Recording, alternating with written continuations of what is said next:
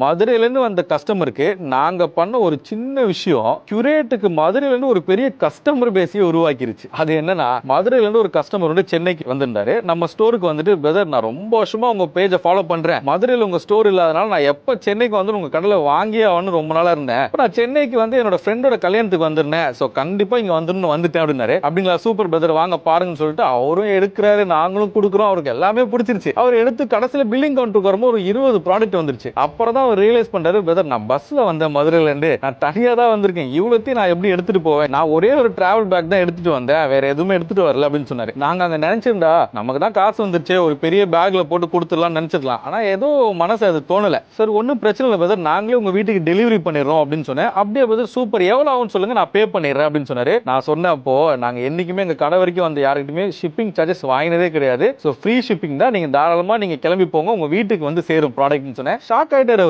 இத்தனை product 20 product இருக்கு, இது எல்லாத்தையும் டெலிவரி பண்ணனும், எவ்வளவு செலவாகும், எப்படி ஃப்ரீயா பண்ணுவீங்க கேட்டாரு. நாங்க உங்களுக்கு ஃப்ரீயா தான் டெலிவரி பண்ணுவோம் அப்படின்னு சொல்லிட்டு அவரும் ஓகேன்னு சொல்லிட்டு போயிட்டாரு. அதுக்கப்புறம் அவர் 2 நாள் ஃபங்க்ஷன்லாம் முடிச்சிட்டு அவர் மதுரைக்கு போறதுக்கு முன்னாடியே நம்ம ப்ராடக்ட் அவர் வீட்டுக்கு போய் சேர்ந்துருச்சு. அவரும் செம்ம ஹாப்பி, ஃபோன் பண்ணி அவ்வளோ ஹாப்பியா பேசினாரு. அண்ட் அதுலயே நாங்களும் ரொம்ப ஹாப்பி ஆயிட்டோம். இதை நான் ஏன் சொல்றேன்னா, சர்வீஸ் யார் வேணா பண்ணலாம், ஆனா நம்ம பண்ற சர்வீஸ்ல அவங்க எவ்வளவு சாட்டிஸ்ஃபைட் ஆகுறாங்கன்றது தான் ரொம்ப முக்கியம்.